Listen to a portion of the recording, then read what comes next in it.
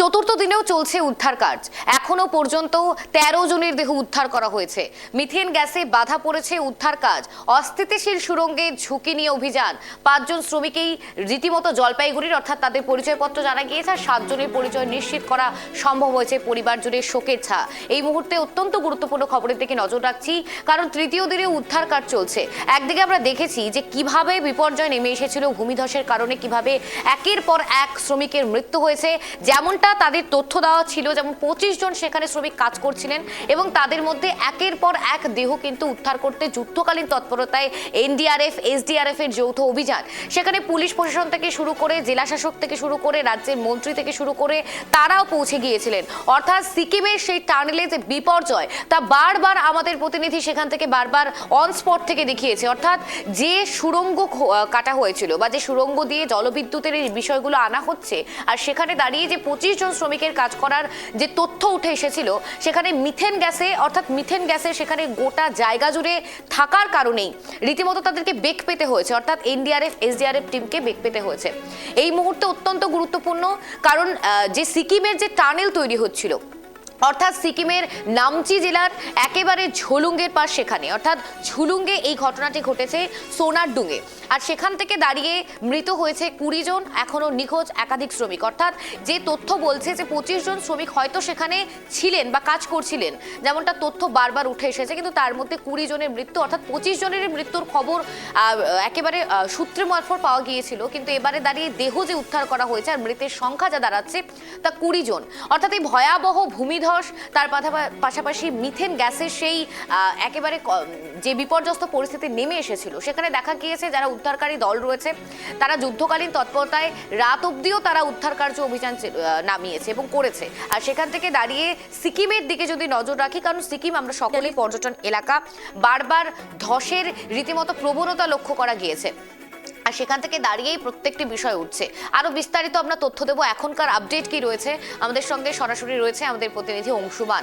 অংশুমান, যে বিপর্যয় নেমে এসেছে সিকিম জুড়ে, সেখান থেকে দাঁড়িয়ে এই মুহূর্তে কি আপডেট রয়েছে? দেখো, এখনো পর্যন্ত সর্বশেষ যেটা পরিস্থিতি, তার মধ্যে কিন্তু 13টি দেহ উদ্ধার করা সম্ভব হয়েছে।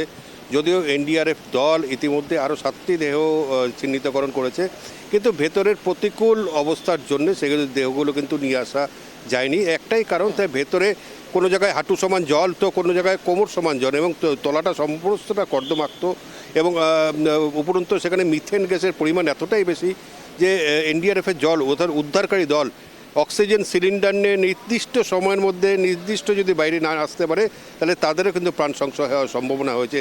সেই কারণে অত্যন্ত সতর্কতার সঙ্গে ধীরে ধীরে তারা একটি দল যাচ্ছে, কিছুক্ষণ বাদে দ্বিতীয় দলটি যাচ্ছে। এইভাবে রিলে সিস্টেম করে এনডিআরএফ এবং কোল মাইনিং ইন্ডিয়ার যে বিশেষজ্ঞ দল এসছেন, তারা কিন্তু যাচ্ছেন। আমরা দেখেছি যে ভেতরে জল ছিল, সেই কারণে কিন্তু বেশ কিছু স্থানীয় শ্রমিককে নিয়ে যাওয়া হয়েছে। কারণ সেখান থেকে যদি নিয়ে আসা হয় অ্যাম্বুলেন্স যদি আটকে যায় কাদার মধ্যে, তাহলে যাতে সে না আটকায়, সেই কারণে শ্রমিকদেরকে নিয়ে যাওয়া হচ্ছে। এবং একই সঙ্গে দেখতে পাচ্ছি, আমি সম্রাটকে বলবো একটু ক্যামেরাটা ঘুরিয়ে দেখাতে, যে একটি ওই যে গুহার টানেলটা দেখা যাচ্ছে, সেই টানেলের মধ্যে এনডিআরএফের আরেকটি দল কিন্তু ইতিমধ্যে এখন যাওয়া শুরু করবে। তারা সমস্ত প্রস্তুতি করছেন, এবং সেখানকার যে এনডিআরএফের যে কমান্ড্যান্ট আছে, তিনি কিন্তু সবাইকে সমস্ত কিছু নিরাপত্তার দিকগুলো বুঝিয়ে দিচ্ছেন। এবং একই সঙ্গে রয়েছে একটি জেসিবি, অর্থাৎ জেসিবি কিন্তু সঙ্গে সঙ্গে ভেতর দিকে নিয়ে যাওয়ার চেষ্টা করা হবে। একটাই কারণ, যদি ভেতরে কাদার মধ্যে কোনোভাবে গাড়িগুলো আটকে যায়, তাহলে জেসিবি দিয়ে সেই গাড়িগুলোকে, রাস্তাটা নিজের কাদাগুলোকে পরিষ্কার করে যাতে তাড়াতাড়ি নিয়ে আসা সম্ভব হয়। এই কারণে যদি দীর্ঘক্ষণ সময় ধরে গাড়িগুলো আটকে থাকে, তাহলে যারা এনডিআরএফের দল বা অন্যান্য যারা উদ্ধারকারী দল সেখানে থাকে, তাহলেও তাদেরও কিন্তু প্রাণ সংশয় হওয়ার সম্ভাবনা রয়েছে। সব মিলিয়ে যদি বলতে পারি, সিকিম সরকারের সঙ্গে আমাদের পশ্চিমবঙ্গ সরকার সমস্ত ব্যাপারটাই তদারকি করছেন। এবং সকালবেলায় এখানে ইতিমধ্যেই কিন্তু নামচি জেলার যে ডিস্ট্রিক্ট কালেক্টর, তিনি এসে উপস্থিত হয়েছেন। তিনি নিজে দাঁড়িয়ে থেকে সমস্ত কিছু দেখছেন। এবং গতকালকেও দেখেছিলাম যে পশ্চিমবঙ্গের যে 5 জনের শনাক্তকরণ হয়েছে, যার মধ্যে 4 জন হয়েছে জলপাইগুড়ি এবং 1 জন হচ্ছে আলিপুরদুয়ার জেলার, এবং তাদের পরিবারবর্গকে কিন্তু এখানে নিয়ে আসা হয়েছে। নিয়ে আসার পরেই তারপরে মৃতদেহ তারা কিন্তু দেহগুলো শনাক্তকরণ করেছে। এবং এই যে সমস্ত ব্যাপার তদারকি স্বয়ং মুখ্যমন্ত্রীর নির্দেশে রাজ্যের যে হোমের প্রতিমন্ত্রী এবং পার্বত্য বিষয়ক মন্ত্রী বিশাল লামা তিনি নিজে এসেছেন। আমরা দেখছি ওই যে একটা যে জেসিপিটা কিন্তু ধীরে ধীরে টানেলের ভেতরে প্রবেশ করে নিয়ে যাওয়া হচ্ছে এবং পিছনে পিছনে অ্যাম্বুলেন্সে করে বিভিন্ন যারা এনডিআরএফের দল তারাও যাচ্ছে। এবং এই যে তদারকি দেখছেন আমাদের উত্তরবঙ্গের যে আইজি তিনিও এসছেন। রাজ্য সরকার অর্থাৎ পশ্চিমবঙ্গ রাজ্য সরকার এবং সিকিম রাজ্য সরকার দুজনে যৌথভাবে করছেন।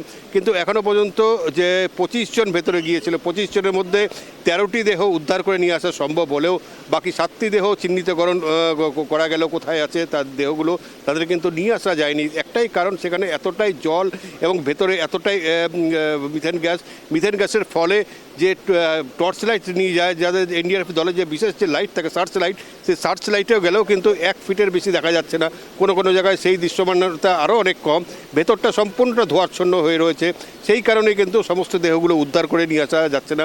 এবং বাদবাকি যে আরও 5টি যে 5 জনের যে সন্ধান, সেই সন্ধান কিন্তু এখনও পাওয়া যায়নি।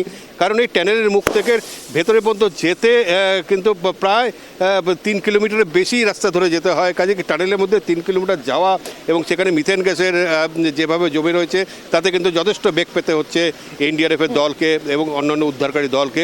এক কথায় এনডিআরএফের দল যেহেতু কয়লা খনিতে এই মিথেন গ্যাসগুলো দেখা যায় এবং বিশেষ করে আসানসোল থেকে আগত মাইনিং এক্সপার্ট টিম যার বিশেষজ্ঞ যারা রয়েছে তারা এবং এনডিআরএফ যৌথভাবে নিয়ে যাচ্ছেন। এনডিআরএফ দলের সঙ্গে প্রত্যেকে গ্যাস ডিটেক্টর থাকছে, প্রত্যেকের সঙ্গে একটি করে অক্সিজেন সিলিন্ডার এবং অক্সিজেন মাস্ক লাগিয়ে এবং আনুষঙ্গিক অত্যাধুনিক যন্ত্রপাতি নিয়ে তারা সেখানে যাচ্ছেন। কিন্তু এই যে অক্সিজেন সিলিন্ডার তার একটি নির্দিষ্ট সময়সীমা আছে, নির্দিষ্ট সময় পর্যন্ত তারা অক্সিজেন দিতে পারে। কাজেই একটি দল যাচ্ছে, কিছু দূরকে তল্লাশি চালিয়ে নির্দিষ্ট সময়ের মধ্যে তাদের কিন্তু ফিরে আসলেই দ্বিতীয় দলটি যাচ্ছে। আমরা দেখছি যে একটি দল অলরেডি ঘুরলো এবং আরেকটি দল কিন্তু তৈরি হচ্ছে এনডিআরএফের দল। সব মিলিয়ে যে পরিস্থিতি যথেষ্ট উদ্বেগজনক এবং ভয়ঙ্কর প্রতিকূলতার মধ্যে থেকে সবাইকে কাজ করতে হতে এটা কিন্তু পরিষ্কার হয়ে গিয়েছে। এবং আমি যেখানে দাঁড়িয়ে রয়েছি একদম ঠিক যে টানেলটা, সেই অভিশপ্ত টানেল যেখানে কিন্তু এখনও পর্যন্ত যে 20টি তরতাজা প্রাণ চলে গেছে বলে খবর পাওয়া গেছে এনডিআরএফ সূত্রে, এবং 5 জনের কিন্তু এখনও কোনো খোঁজ পাওয়া যায়নি। এই কাজে সেই অভিশপ্ত টানেলের সামনে দাঁড়িয়ে গ্যাসের যে তীব্রতা, সেই তীব্রতাটা কিন্তু বোঝা যায় যে বাইরের থেকে আসলে আমরা যারা দাঁড়িয়ে এখান থেকে বলছি, যারা দর্শকদেরকে সরাসরি যে ছবি দেখাচ্ছি, আমাদের চোখ নাক মুখ কিন্তু এখান থেকেই জ্বলছে। কাজে স্বাভাবিকভাবে যারা ভেতরে যাচ্ছে, যেসব উদ্ধারকারী দল, তাদের অবস্থাটা কী হতে পারে এবং যারা আটকে ছিলেন, যেসব শ্রমিকরা বা সাধারণ মানুষরা যেখানে ভেতরে কাজ করতে গিয়েছিলেন, তাদের অবস্থা কী হতে পারে সেটা কিন্তু আমরা এখানে দাঁড়িয়ে পরিষ্কারভাবে বুঝতে পারছি যে আজকের এই যে উদ্ধারকারী দল একের পর এক যাচ্ছে এবং কেউ কিছু যাওয়ার পর নির্দিষ্ট সময়সীমার মধ্যে তারা ফিরে আসার পরে অন্য দলটি যাচ্ছে। অংশমান, তুমি যেমনটা বললে যে 20 জনের মৃত্যুর খবর পাওয়া গিয়েছে, তাদের নাম ঠিকানা কিছু কি জানা গিয়েছে? কোথাকার বাসিন্দা তারা, বা তাদের পরিবারের সঙ্গে কথা বলা সম্ভব হয়েছে অংশমান?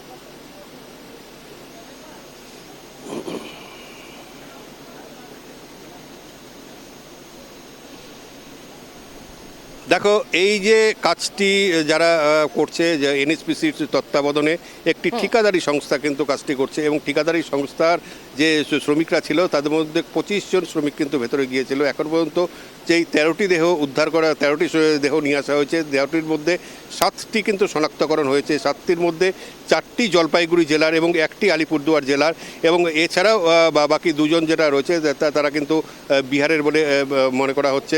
এবং একই সঙ্গে যারা গিয়েছিলেন তাদের অন্যান্য দেহগুলো এখনও নিয়ে আসা হয়নি এবং যারা ভেতরে নিখোঁজ তাদের পরিবারবর্গকে ইতিমধ্যেই খবর দেওয়া হয়েছে। খবর দিয়ে আসার পরে তাদেরকে নিয়ে আসার পরে এখানকার মৃতদেহগুলো বাদবাকি সব উদ্ধার হলে সেই দেহগুলো শনাক্তকরণ করানো হবে এবং তারপরেই পোস্টমর্টম করে তাদের হাতে দেহ তুলে দেওয়া হবে। এবং যেসব পশ্চিমবঙ্গ থেকে যেসব পরিবারবর্গ এসেছেন, গতকালকেই তাদের সঙ্গে গিয়েছিলেন মন্ত্রী বিশাল লামা তাদের সঙ্গে কথাবার্তা বলেছেন এবং জেলা প্রশাসন অর্থাৎ কালিম্পং জেলা প্রশাসনের জেলা শাসক তিনিও সেখানে ছিলেন, প্রত্যেকের সঙ্গে কথাবার্তা বলেছেন এবং তাদের নিয়ে গিয়ে দেহগুলো শনাক্তকরণ করেছেন। এবং তারা প্রত্যেকেই বলেছেন যে আমরা তাদের বাড়ির আত্মীয় স্বজনরা যারা এখানে নিহত হয়েছেন তাদের এখানে কাজের জন্য এসেছিলেন, অর্থাৎ কাজ করতে এসে তাদের কিন্তু প্রাণটা দিতে হলো। এবং প্রত্যেকেই চা বাগান অঞ্চল থেকে এসেছেন জলপাইগুড়ি জেলার, এবং তাদেরকে কিন্তু এই কাজ করতে এসে মিথেন গ্যাসের যে ভয়াবহতা, সেই ভয়াবহতার জন্য এই অভিশপ্ত ট্যানেলের মধ্যেই প্রাণ দিতে হলো। কিন্তু সমস্ত ব্যাপারটা রাজ্য সরকারের পক্ষ থেকে, বিশেষ করে রাজ্যের মুখ্যমন্ত্রী শুভেন্দু অধিকারীর বিশেষ অনুরোধে মন্ত্রী বিশাল লামা নিজে এসে সমস্ত ব্যাপারটা তদারকি করেছেন। অংশমান, তুমি যেমনটা বললে যে এই টানেলের কাজ চলছিল একটি ঠিকাদারি সংস্থার অধীনে, তারা শ্রমিক দিয়েছিল, কিন্তু সেক্ষেত্রে দাঁড়িয়ে আমরা সকলেই জানি পাহাড়ে কোনো কিছুর কাজ করতে গেলে অনেকটাই বেগ পেতে হয় সমতলের তুলনায়, কিন্তু সেখান থেকে দাঁড়িয়ে যারা এই টানেলে কাজ করছিলেন সেখান থেকে তাদের কতটা নিরাপত্তা ব্যবস্থা জোরদার করা হয়েছিল? অংশমান, কিছু কি জানা গিয়েছে?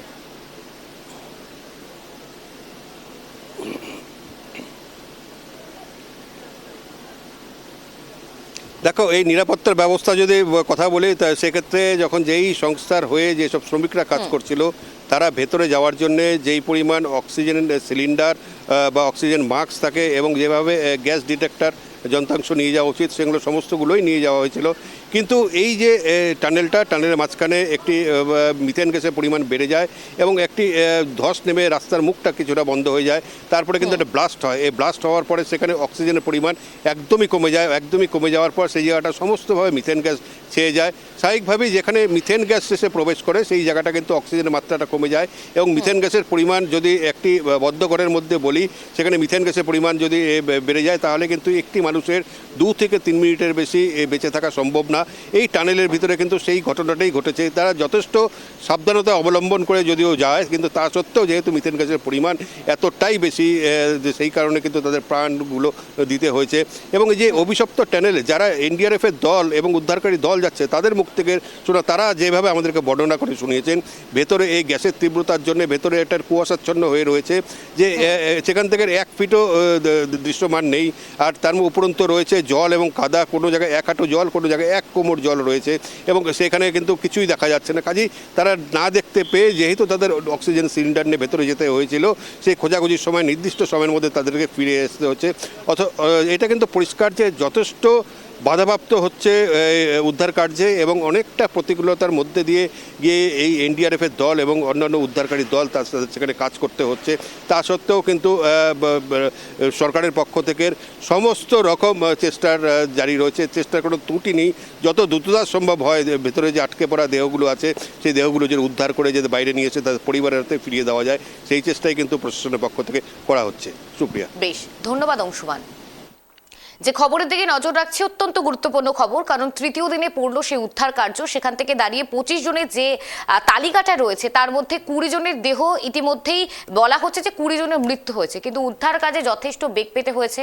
টানেলের ভেতরে প্রচুর জায়গায় হাঁটু সমান জল, পা সমান জল রয়েছে, আবার কোথাও কোথাও কর্দমাক্ত রাস্তা রয়েছে, অর্থাৎ সেখানে বেগ পেতে হয়েছে। কিন্তু এই মুহূর্তে যেমনটা আমার প্রতিনিধি ছবি দেখিয়েছে যে এনডিআরএফ এর টিম থেকে শুরু করে জেসিবি আনা হয়েছে এবং তার পাশাপাশি এনডিআরএফ এর টিম তারা যৌথ উদ্যোগে অ্যাম্বুলেন্সে করে যাচ্ছে, অর্থাৎ আগে যাচ্ছে জেসিপি, তার পেছনেই রয়েছে অ্যাম্বুলেন্স। অর্থাৎ যদি কোনো কর্দমাক্ত সেরকম রাস্তা দেখা যায় সেক্ষেত্রে জেসিপি দিয়ে সেই সমস্ত কাদাগুলো পরিষ্কার করা হবে।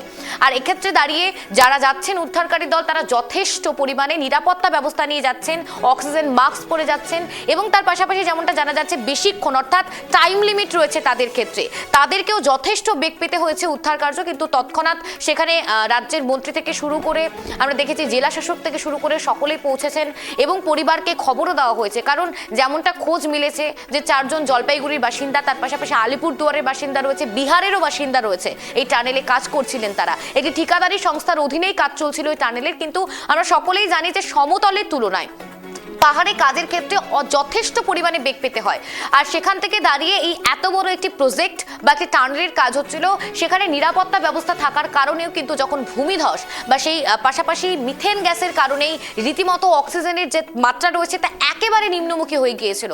আর তার জেরেই 2-3 মিনিটের বেশি তারা বেঁচে থাকতে পারেননি, রীতিমতো তাদেরকে তরতাজা প্রাণ চলে গিয়েছে। প্রায় এই মুহূর্তে সংখ্যাটা 20, কিন্তু আস্তে আস্তে আরও কত সংখ্যা বাড়ে এখন সেদিকেই নজর থাকবে, কারণ আমার প্রতিনিধি অন স্পট বারবার দেখিয়ে যাচ্ছে গোটা টানেলের ছবি আমরা দেখাচ্ছি আপনাদেরকে। অ্যাম্বুলেন্স রয়েছে, এনডিআরএফ এর টিম রয়েছে, এসডিআরএফ এর টিম রয়েছে, পুলিশ বাহিনী রয়েছে, কেন্দ্রীয় বাহিনী মোতায়েন রয়েছে, কঠোর নিরাপত্তা ব্যবস্থার মধ্যে রাখা হয়েছে গোটা প্রসেসটি। এবং আজ তৃতীয় দিনে পড়েছে উদ্ধার কাজ অভিযান।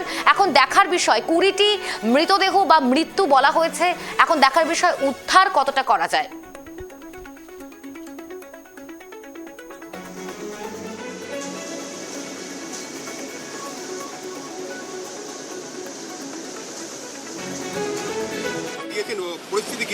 পরিস্থিতি স্যার প্রচণ্ড ডিফিকাল্ট, মিথেন গ্যাস এখনও আছে আর তার সঙ্গে জল কাদা ওরকমভাবেই সব পরিস্থিতির মধ্যে আছে। ওখানে চ্যালেঞ্জিং ব্যাপার আছে, যেটা ধরেন এক কথা পরিবারের জন্য পরিজনের বাইরে উপেক্ষা করছে বডির জন্য, সেই বডিটা কিভাবে উদ্ধার করা যায় সেই প্রচেষ্টা আমাদের চলছে স্যার। ঘন অন্ধকার, সেখানে কুয়াশা ঘন অন্ধকার, কিছু দেখা যায় না, আপনি ওখানে মাস্ক অক্সিজেন ছাড়া কোনো রকমভাবে এগোতে পারবেন না। কতটা পরিমাণ জল ভরে আছে? জল হাঁটু পর্যন্ত জল ভরে আছে, কাদা আছে। উদ্ধার কাজে সমস্যা হচ্ছে স্যার, মূলত স্যার গ্যাস, মিথেন গ্যাসের জন্য প্রবলেম বেশি হচ্ছে। এই যে ব্লাস্টটা যেটা, এটা কি মিথেন গ্যাসের জন্য? মিথেন গ্যাসের জন্যই, ব্লাস্টটা মিথেন গ্যাসের জন্যই হয়েছে। এখনো অব্দি ভেতরে কটা বডি রয়েছে কিছু জানেন? এখনও মোটামুটি 27 বডি, তার মধ্যে 13টা বার হয়েছে, আর বাকি বডি পড়ে আছে। আজকে সেগুলো নতুন, এখন আজকে সেজন্য প্রচেষ্টা চলছে, এই যে টেকনিক, আজকে কি আবার নতুন টেকনিক? আর নতুন টেকনিকেই মানে বের করতে হবে, কোনো রকমভাবে বের করা সম্ভব চলছে, প্রচেষ্টা চলছে।